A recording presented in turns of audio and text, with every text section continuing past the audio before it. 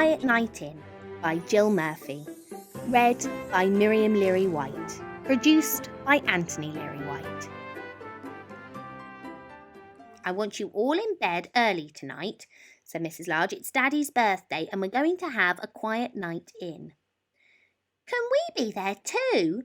asked Laura. "No," said Mrs. Large. "It wouldn't be quiet with you lot all charging around like a herd of elephants." "But we are a herd of elephants," said Lester. "Smarty pants," said Mrs. Large. "Come on now, coats on, it's time for school." That evening, Mrs. Large had the children bathed and in their pyjamas before they had even had their tea. They were all very crossed. "It's only 4:30, said Lester. "It's not even dark yet." "It soon will be," said Mrs. Large grimly.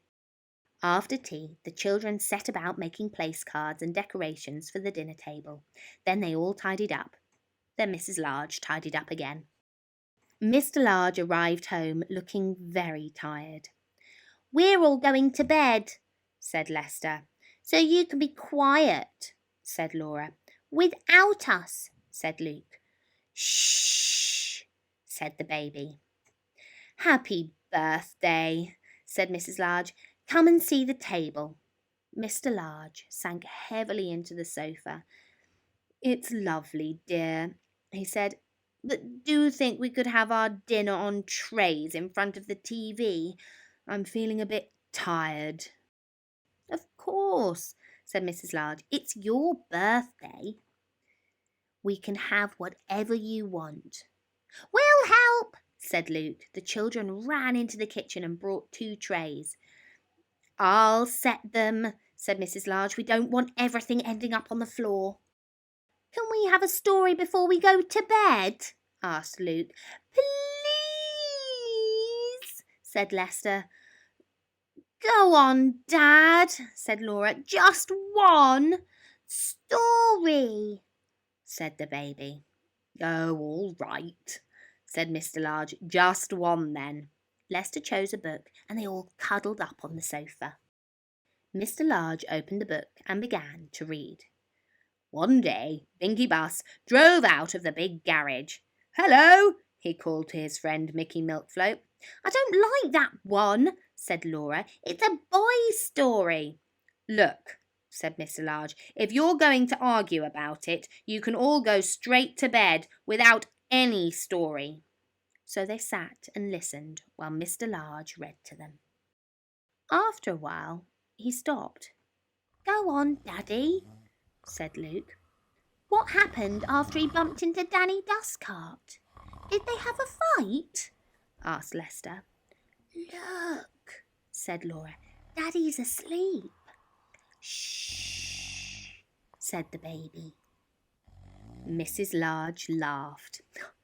"Poor Daddy," she said. "Never mind, we'll let him snooze a bit longer while I take you all up to bed." "Will you just finish the story, Mum?" asked Lester. "We don't know what happened in the end," said Luke. "Please," said Laura. "Story," said the baby. "Move up then," said Mrs. Large. She picked up the book and began to read. "Watch where you're going, you silly dust cart," said Binky. Just then, Pip, the police car, came driving by. After a while, Mrs. Large stopped reading. "What's that strange noise?" asked Lester. "It's Mummy snoring," said Luke. "Daddy's snoring too." "They must be very tired," said Laura kindly. "Shh," said the baby. The children crept from the sofa and fetched a blanket.